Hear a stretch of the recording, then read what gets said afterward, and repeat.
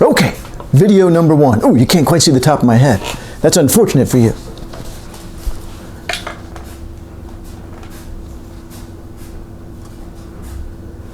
About there.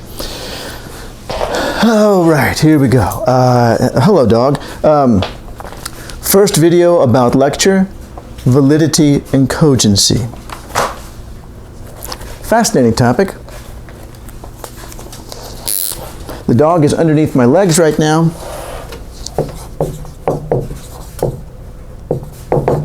Validity versus cogency. How well can you read that? Not great, not terrible. There's in the pen. Okay, valuable lesson, regardless of which class you're in, whether it's econ or not, whether it's this class or another econ class or whatever, because this talks about the qualities of an argument, of a model, of a theory, and there are 2 basic concepts here. One is validity, and that says that the conclusion is supported by the premises. Cogency says the argument is valid, plus the premises are warranted. So, let me give you an example. Every argument is a series of premises. Like, for example, all dogs are patient at dinner time. Koble is a dog. Therefore, so we get the 2 premises. All dogs are patient at dinner time. Premise number 1. Premise number 2, Koble is a dog. Therefore, Koble is patient at dinner time. Valid argument, perfectly valid. All validity asks you is, does that conclusion follow from the premises? Is the conclusion fully supported by the premises? And absolutely it is. If it is true that Koble is a dog, and if it is true that Koble is patient at dinner time, then if those 2 things are true, then it must be true that Koble is patient at dinner time. All right, that's validity. And you will find in economics that almost every single theory you come across, every single model is always valid. We're very, very careful about validity in economics. That's one of the reasons why we express things in mathematics. We can sort of lay out our premises in math, like with a supply and demand diagram. Let's assume that everything else being equal, consumers will demand a larger quantity of goods and services at lower prices. All right, so there's premise number 1. Premise number 2, let us assume that producers will produce a higher quantity of goods and services when prices are higher. So now you get your positively sloped supply curve. And then we put those 2 together, we make an argument about equilibrium price and quantity. Now, the problem comes in with cogency, all right? It's one thing to say that yes, that conclusion does follow from the arguments, from the premises. And like I said, almost every single thing you will ever see from any school of thought in economics, the argument is valid. The model is valid. The theory is valid. If you accept their premises, then yes, that's the conclusion that you arrive at. The problem is cogency, because cogency says, okay, it requires validity first. There's no point in checking the cogency of an argument that isn't valid. For example, all dogs are patient at dinner time. Koble is a cat. Therefore, Koble is patient at dinner time. Well, that's not even valid. There's no point in us wasting time figuring out whether or not Koble's a cat or all dogs are patient at dinner time when the argument doesn't make sense to start with, when it's not even internally consistent. All right. So, for cogency, the argument must first be valid. All right. So the validity of the argument, once that's established, then you can say, okay, now what do I think about the premises? Let's see. All dogs are patient. Well, let's skip the first. Koble is a dog. All right, I'm going to tell you right now, that one's very, very warranted. That one's very reasonable. Apparently he's going to sit down now. Great. That's very reasonable. Now, all dogs are patient at dinner time. Well, I already can tell you, all right, that he acts like I'm an employee at that point and wants to know why hasn't he been served yet. No one's even come to take his drink order yet. What the heck's going on here? What kind of a place is this? I'm never coming back, except I'm going to stay here every day and do this over and over. So we know that that premise is not warranted, all right? So while the argument, all dogs are patient at dinner time and Koble is a dog, therefore Koble is patient at dinner time, even though that's perfectly valid, it's not a cogent argument, right? Because we can say that, well, but all dogs patient at dinner time, that's not a reasonable premise. Okay, now here's the next problem. Reasonable. Reasonable is in the eye of the beholder. Right? Reasonable can vary even within the same school of thought. All right, if you're making an argument about, there's a theory that I go over in other classes, I won't in this one, about how savings equals investment based on a neoclassical approach where it's an interest rate adjustment and Keynes's approach where it's an income adjustment. In both of those models, we assume that, I should say back up. In the first model, we assume that only households earn income, all right? And that's not true. Firms retain income, all right? We know firms will not pay out all of the money that they earned because they're going to hold some back and use that for future investment purposes. We assume away from that, okay? Even though we know it's not true. All right, now here's why. Because you would still come to the same conclusion in that argument, it would just take longer to get there. So in that particular context, we think that saying that only households earn income is close enough, reasonable. And close enough is obviously a very subjective question. Now, validity tends to be very objective. Either those premises lead to that conclusion or they don't. They got whole philosophy classes on talking about how to evaluate arguments like that and evaluate validity. But as far as cogency goes, as far as when you start to evaluate the premises, now we're in the territory of where it's very subjective, because even within the same school of thought, they might say, well, yeah, in that context, it's okay to kind of skim over that. But in this context, it's not, because that's what we really wanted to focus on, all right? So close enough is a tough one. But that's the way this works, all right? It's not going to be easy. As Keynes said, that the object of economics is not to create a machine of blind manipulation where you plug in some numbers and it shoots out a response. Economics is about thinking a certain way, all right? So this class, it isn't going to come up as much.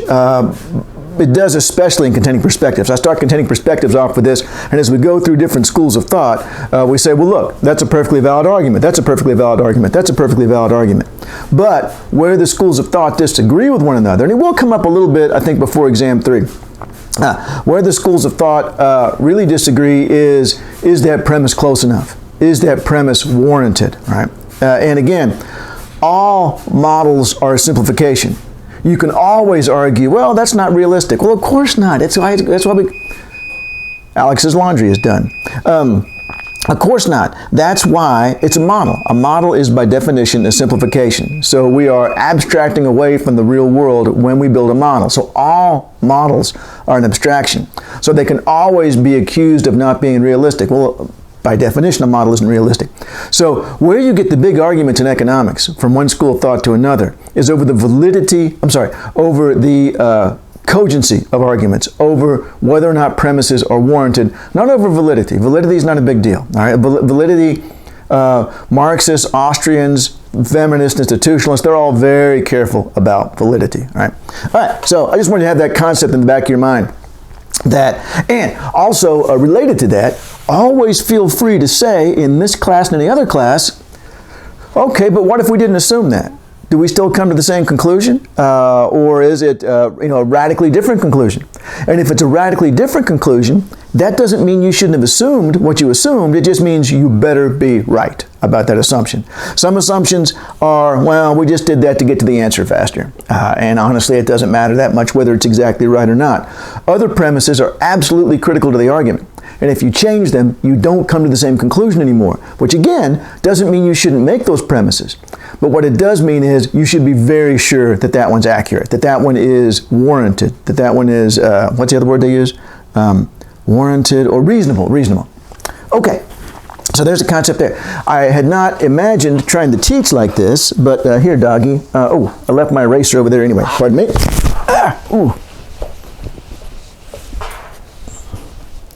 I don't believe I can blame that last thing on the dog, but as I stood up, I stood on the microphone cord, and, just a good thing that the microphone cord isn't around my neck, or I'd be dead right now.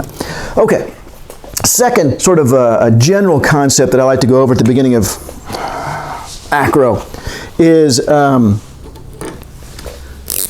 fallacy of composition.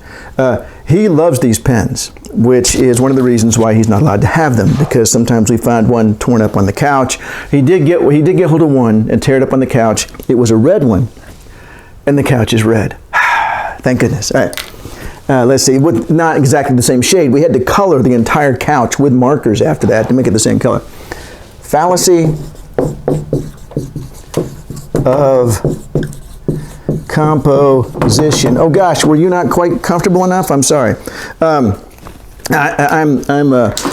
would push him off on Melanie, but she's at work, and Alex is studying for law school finals. So anyway, we're stuck with him. Okay, fallacy of composition. This is a macro class. It's not a micro class, right? And that actually requires a different kind of thinking.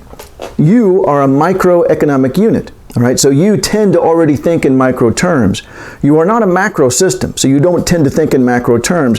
And sometimes it's okay to transfer what you've learned in one area to the other, but sometimes it's not. And when it's not, you have committed the fallacy of composition.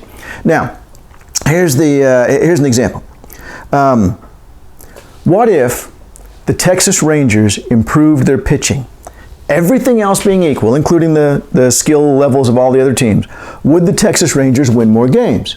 I assume they would, all right? So if the Rangers improve their pitching, everything else being equal, they should win more games. What if every team in Major League Baseball improved their pitching? Would every team win more games? Well, that's impossible, because the average winning percentage in baseball is always 500, always 50%, because for every win, there's a loss. Right? So there's always exactly as many wins as there are losses in baseball, because that was the other team that they played against. So no, it is not true that if every team in Major League Baseball improved its pitching, every team would have a better record. That's impossible. All right? So the microeconomics there does not transfer to the macro. Right? That once you think of it as a system, then you're like, oh no, wait, that can't make sense. We're constrained by something there.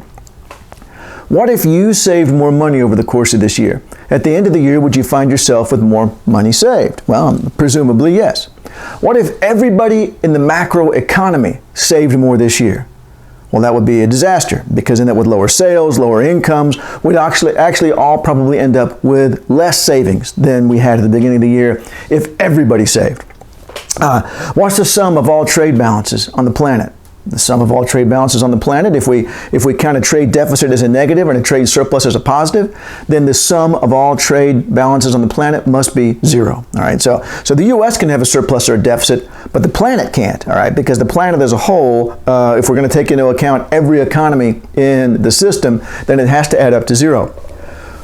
What about when the government has a deficit? When the government has a budget deficit? All right, and this is going to come up. Let's see. I think exam 2 material. What about when the government has a budget deficit? Have you ever asked yourself who has the budget surplus? If the public sector has a deficit, then the private sector must have a surplus. And this is the sort of thing you have to think about as a macroeconomist. All right? You think, wait a minute, when the government spends in deficit, I get a surplus. The private sector gets a surplus. Did you know that the last time the U.S. government spent in surplus, which meant that they took in more tax revenue than they paid out in spending, which was at the end of the Clinton administration, and he made a big deal out of it, and sort of the Republicans who were in the House and Senate, private sector debt skyrocketed over those years. Of course it did. If I'm the government and you're the private sector, if I tax more money away from you than I spend back in, you've got less money. And as I said, private sector debt skyrocketed. You have to think like a macroeconomist. There's going to be several times throughout the semester where I have to stop and say, now look, we're not talking about a firm investing. We're talking about all firms investing. We're going to talk about consumption, for example. And if we're talking about consumption on a micro scale, then prices end up being important, because it depends on, which product you buy depends on prices. At the macro level, consumption is driven by income. All right, prices are really beside the point, because we're not talking about individual products and dividing them up. So, the fallacy of composition is the logical error you make when you conclude that what was true at the micro level is also true at the macro level, and it wasn't. Sometimes it is, sometimes it is. If you decided to drive more carefully, would you be in fewer accidents? Presumably yes. If everybody in Fort Worth decided to drive more carefully, would there be fewer accidents on average in Fort Worth? Yes. All right, so the micro does transfer to the macro there. You driving more carefully does lead to all of Fort Worth driving more carefully. That's right. You driving more carefully causing fewer accidents also transfers to if everybody in Fort Worth drove more carefully, there would simply be fewer accidents in Fort Worth. But it doesn't work with baseball, and it doesn't work with a lot of macroeconomics. Okay, those are sort of two background concepts that I will be referencing on and off, not a whole lot directly, but they're always hanging back there, all right? They're always really important to understand when you're thinking about intermediate macro. And speaking of intermediate macro, the two intermediate courses are two classes where we're really trying to introduce you to some of the tools of analysis that we use as economists. These are a huge step up from the intro level classes, the intermediate micro and macro. I will tell you that I struggled in both. I also made an A, but man, I remember my macro final. I thought to myself, I have no idea what she just asked. Dr. Mayhew, she had these questions on, what if the government did so-and-so, what would happen? I was like, I don't know. Why are you asking me? So I made something up. Well, I guess this would happen. Turns out I was right. There you go. And then micro, intermediate micro was a rough one too. And Dr. Chang, really nice man, he would get so angry when hardly anybody would show up for class that he would give extra credit points to those of us who were still there. So I don't know if that's what got me an A instead of a B, but it might have been. So I started telling other people in the class that the class had been canceled so that they would then not come and generate more extra credit points for me. Pretty smart, huh? All right. I'm not going to be able to keep the dog on my lap for this next part because I got to do a lot of writing. But the next part is now we're going to really start getting into actual, hang on. He complained, by the way. He just complained. Actual macroeconomic stuff. We're going to talk about injections versus leakages, all right? And this, I'll start off with this because it's going to come up throughout the rest of the semester, all right? Throughout the rest of, we're going to do some really fun, exciting, complex stuff, and this is still going to be in the background. Injections, dog, I'm going to have to move you, versus leakages, all right? Injections and leakages. Okay, let me see if I find my notes here. Here we are. And an injection is anything that adds new income into the macroeconomy, all right? Like government spending. When the government spends, it injects new income into the economy. When we export something, that injects new income from some foreign country into our economy. Or when firms invest, that injects new income. When they, and by the way, of course, in economics, when we say investment, we almost always mean physical investment, or building productive capital, building a restaurant, building a factory, right? So when a firm decides to build a factory, this is a unique sort of one-time event. Obviously, this is happening over and over with different firms, perhaps even with the same firm, but each factory is sort of a one-time event, a one-time injection of new income into the economy as the construction workers and the construction companies and the suppliers all get this new income, and then they go out and spend that and so forth. So those are all injections into the income stream. Because think about it. We have this continuous stream of when you receive income, you spend it, which creates income for somebody else, which they then spend, which creates income for somebody else, which they then spend. And we're going to go into that in a little bit more detail. That's going to be the next concept after this injections and leakages. But the income creates spending, which creates income. So if you can inject some new money into that stream right there. I mean, think of it this way. Say you were driving from Fort Worth to Las Vegas, and your car broke down in some little tiny town in West Texas, and you ended up buying a new car right there in this little town. You injected new income into that little community that wouldn't have been there otherwise. All right. Now this is consumption, so it's not really the same example, but I'm trying to make it analogous to it. That this little community, isolated as it is, generally depended on people in that community spending money, which created the income for the community, which then they spent, and so forth like that. You stopped by to get something to eat. Car broke down. You bought a new car and you left, but you injected new income. All right, you injected new income that hadn't been there before. So, likewise, when the government spends, when we export something, or when firms invest, this injects new income. I'm going to have some math here in a minute. Now, leakages, those are all the injections. Leakages. The leakages are savings. What if when you get that income you save it? Well, then it gets pulled out of the income stream. Your income is no longer your income is no longer being spent, therefore creating income for somebody else. So when you save, taxes. When they pull tax money out, then that is a leakage. Now they might end up spending it, but that's an injection. They don't have to. As you know, there can be deficits and surpluses. Taxes can be higher than government spending, and government spending can be higher than taxes. So when the taxing itself, however, pulls income out of the income stream. All right, so that money is withdrawn and doesn't create new income anymore. Or imports. When we spend money on goods and services in another country, that pulls income out of the U.S. income stream, right? So the income that you receive that you could have created employment for somebody here in the U.S., it instead created employment for somebody in another country. All right, so those are the three leakages. Taxes, savings, and imports. So we've got government spending, investment, and exports. I'm going to have to put the dog down. I'm sorry, buddy, but I've had to write. All right, let's see here. On the injection side, we've got investment plus government spending plus exports.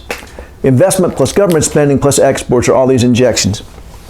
The leakages are savings, taxation, and imports. All right, those pull income out of the income stream and potentially lower income.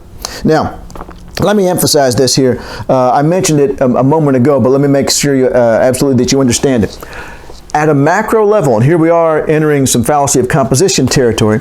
At the macro level, got my little monitor right there, so I'm trying to see what you can see. At the macro level, total income equals total spending equals, oops, for some reason I crossed my D, total output. All right, so at the end of the year, the total amount of income that was earned in 2019 was money that was spent. All right? When you spend, you create income for somebody else. There is no way to earn income without it being somebody else's expenditure. When you earn interest at the bank, that's still somebody else's expenditure, right? The bank made an expenditure. All right, so all the income you earn at TCU, all the income we earn is either from tuition dollars or from donations. I wonder how we count that. I don't know.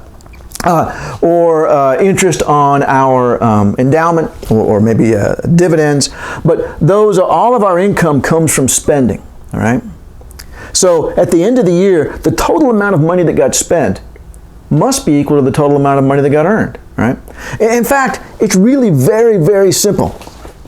There was one just like in baseball where you end up with the same number of wins as losses. Wow, isn't that weird? No. Each one comes from a single game. In a single game, one team was the winner and one team was the loser. Here's the W, here's the L. So every game generates a W and an L. And so therefore, however many games there are going to be how many W's there are, and however many games are going to be, that's going to be how many L's there are. But it's one game that generates a W and an L at the same time. It depends on which team you are. Every single transaction has spending and income. It just depends on which side of the cash register you're on, right?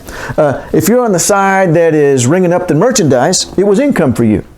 If you're on the side where you were running your credit card, it was spending for you. But it was the same transaction. It was an individual transaction that created, not by coincidence, but because we're really looking at the exact same transaction from two different directions.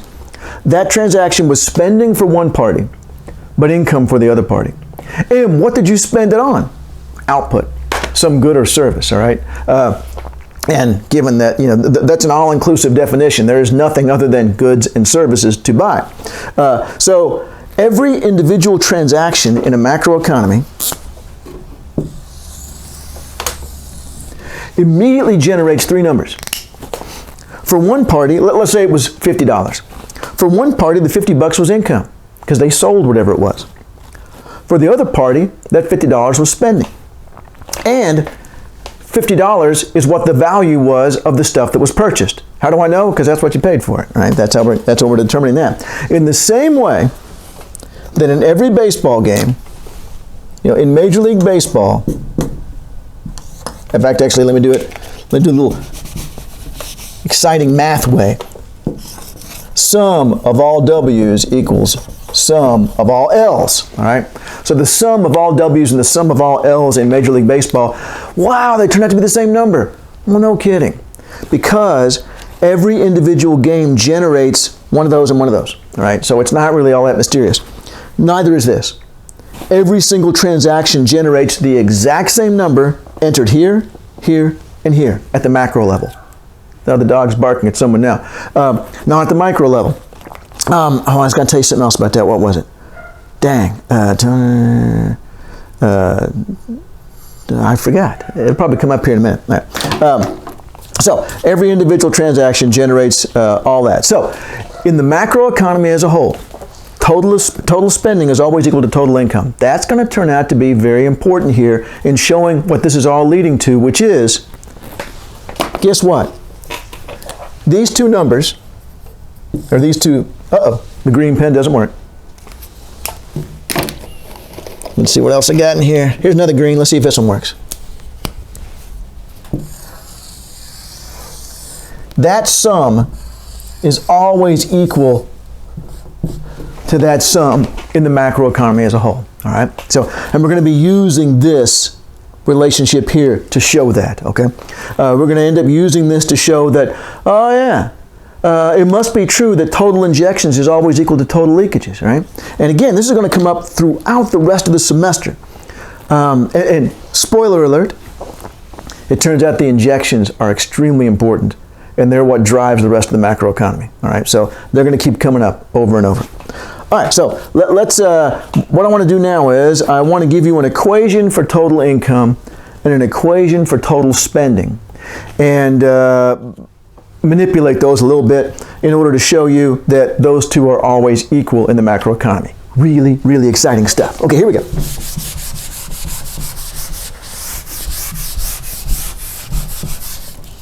Hope Melanie doesn't mind. I moved all her Christmas stuff in order to put this whiteboard here. The whiteboard comes from, none of you remember this, Econ used to be in a trailer. Right about where the Divinity School building is, where the brand new performance hall thing is that we've never gotten to use because of COVID. That's where our trailer used to be. And when they tore down the trailer, they said, you can keep your chair and your board if you want to. I wanted to. So I've got my board right here. So man, when COVID hit in spring of 2020, I was ready. I already had my own board. All right, let's see, which equation do I want to show you first? Okay. AE, aggregate expenditures, equal to C plus I plus G plus X minus M. C plus I plus G plus X minus M, which people often put in parentheses. You don't have to. Let me make sure you can see that. I know there's a bit of a glare over there. That's not too bad. All right, I closed some curtains over there, but there's only so much I could do about it. All right, so total expenditures. There's 1, 2, 3, 4 kinds of expenditures. As I was saying, you don't have to put exports minus imports in parentheses, but a lot of times they do, so that as a sum there, or well, it's still a sum, isn't it? They become net exports. All right.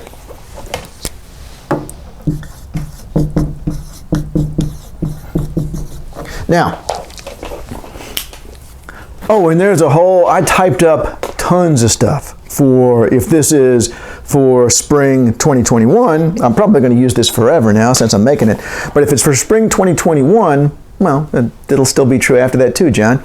I typed up a ton of stuff for this COVID semester coming up so that people online especially need to have something written down somewhere where they're, obviously we have all these recorded and so forth, but it's nice to have something written down somewhere where you know, okay, this is how it's being explained. In fact, I had a guy last semester saying in one of his classes, this was fall 2020, he said, there's no book or anything, and I'm kind of struggling because I need to be able to sit and read through it. So anyway, I have a whole explanation of all this typed up, and it should be available on TCU Online under Readings and injections and leakages approach or something like that. It's labeled. So yeah, so there's a whole big long explanation of this in there. All right, so there's only 4 kinds of expenditures. When a household undertakes consumption, when a firm invests, and remember that's like building a factory or something, when the government spends money, say, building a tank or something like that, and when we sell something to foreigners, but minus however much what are you doing, dog? He just knocked over a Santa. Minus however much we bought from them, all right? So net exports. I'm worried because he destroyed a little tiny Christmas tree yesterday. I guess dogs vary. He's a destroyer. You give him a toy and he tears it into pieces. There must be a lot of anger in him, that's all I can imagine. So these are all the kinds of expenditures. There's nothing else. So we're trying to make, as economists, we're saying, okay, this is a all-inclusive right here. There's nothing left. You buy a computer for yourself. A firm buys a computer. The government buys a computer. We sell a computer to a foreigner. So the same good can fall into different categories, but depending on that category, this should be all-inclusive here. There should be nothing left. All right. That's expenditures. Remember I said expenditures equal to income. Okay, well, what's income equal to? Well, there's 3 things you can do with your income. You can spend it, which of course is consumption. You can save it, all right? Or that dang government can take it away from you. What's wrong with them, all right? The government can take it from you, taxes, right? So those are the 3 possibilities with income, right? You say, well, what about buying stocks or something? Well, that's a form of savings, right? So this is also intended to be all-inclusive. Aha! Recall that expenditures are equal to income. I don't know if you're allowed to do that in math or not, but you're allowed to do it in John Harvey's living room. Yes, I see you.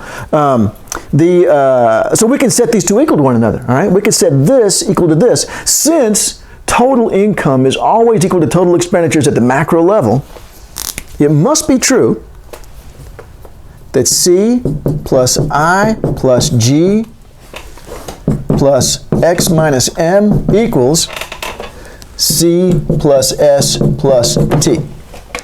C plus S plus T. All right, so here is aggregate expenditures, and there's total income over there. All right, so let's simplify this. Well, the first thing you'd want to do is cancel out the C's. And then the next thing we're going to do is we're going to move the M over here to the right. All right, so we're going to add M to both sides. So let's see what we get left after we do that. Add M to both sides. I plus G plus X equals S plus T plus M. As they say in France, mon Dieu. Those are all the injections, and those are all the leakages.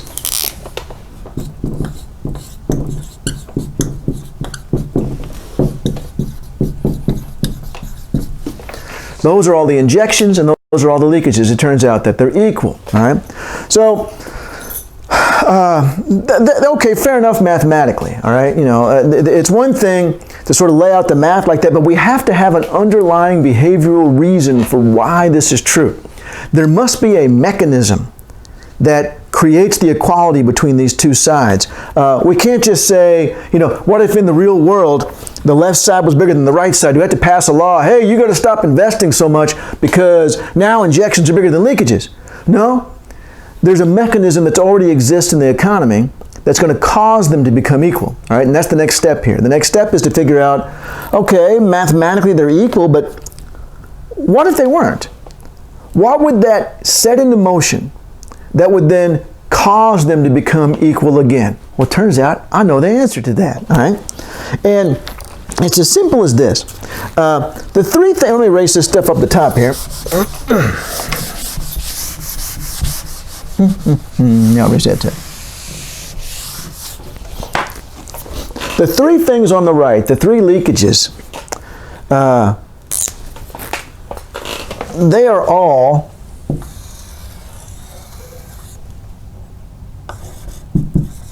direct or positive function of income. When people's income rises, savings go up. When people's income rises, tax revenues go up. When people's income rises, imports go up. So all three of those things tend to rise when income goes up. All right? Now, why is that important? Check this out.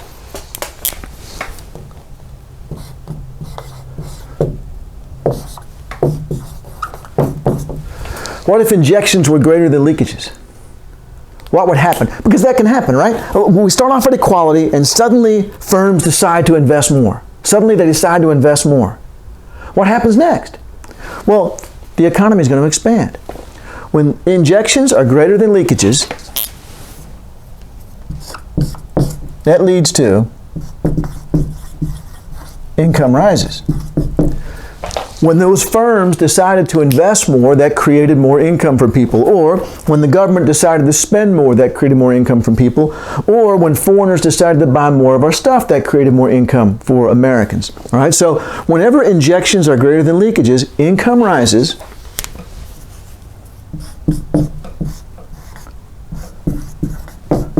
Which raises each one of the leakages. Right, now, how much depends, of course, on the parameters involved. But it's going to raise that right side. And so as long as injections is greater than leakages, income is going to keep rising until we end up with them equal again, all right? Because as long as injections are greater than leakages, we're injecting more income into the macroeconomy, which means that people's incomes are rising as this spending goes up. These are all the spendings over here. Then these are going to increase until they're equal again, all right? Or what if the opposite happens? What if firms suddenly stop investing as much? All right, and that's going to be a big subject of the course. All right, because don't tell anyone, but this ends up being the most important variable of the bunch. All right, this one is very volatile, and the exports are fairly stable. Government spending usually is. Investments are the problem. They bounce up and down, up and down, up and down. They are by far the most volatile component of GDP, investment. So let's say that investment suddenly falls like it did before the Great Depression.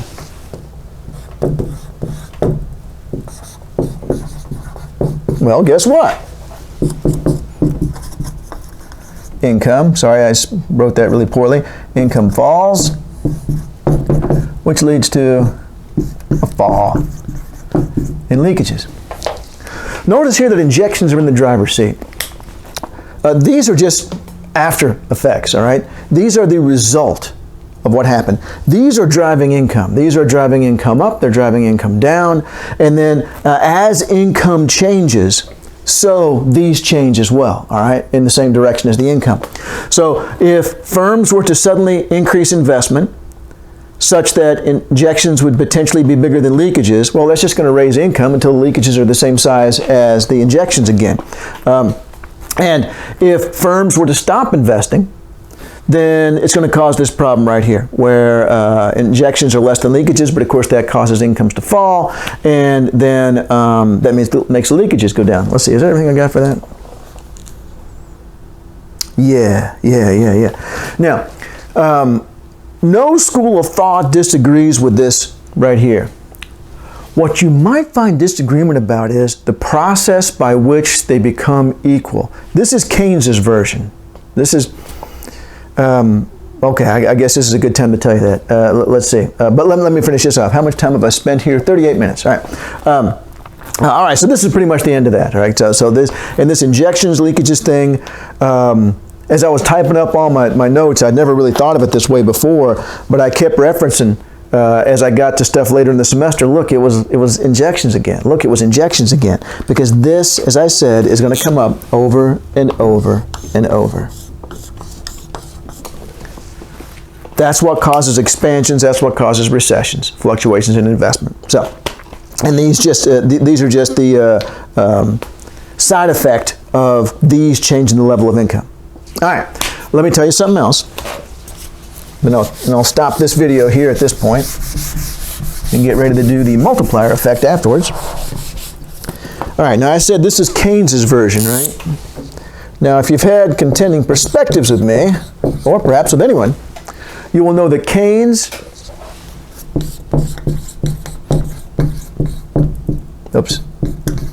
and Keynesian are not the same thing. What a pain in the neck, huh? Keynesian is, okay, when Keynes was writing the general theory of employment, interest, and money came out in 1936. In the middle of what disaster? That's right, the Great Depression.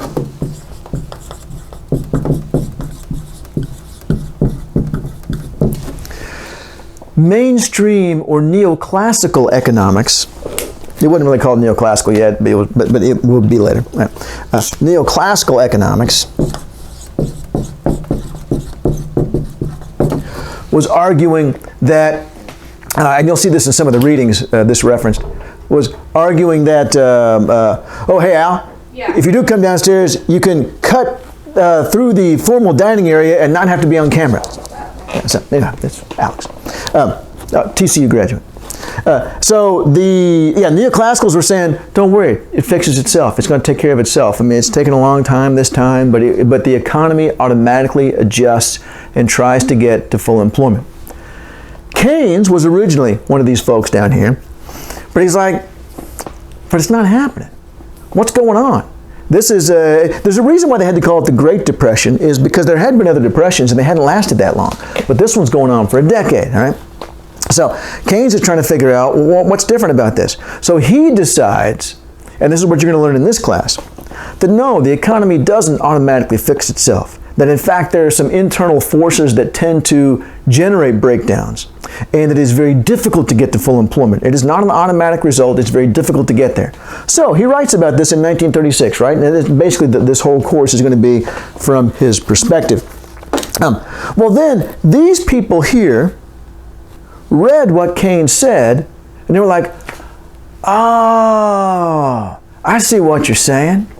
What you're saying is that, yes, the economy automatically fixes itself, but there's some things interfering with it right now. No, I was saying it doesn't automatically fix itself, that it systemically tends towards breakdown and less than full employment.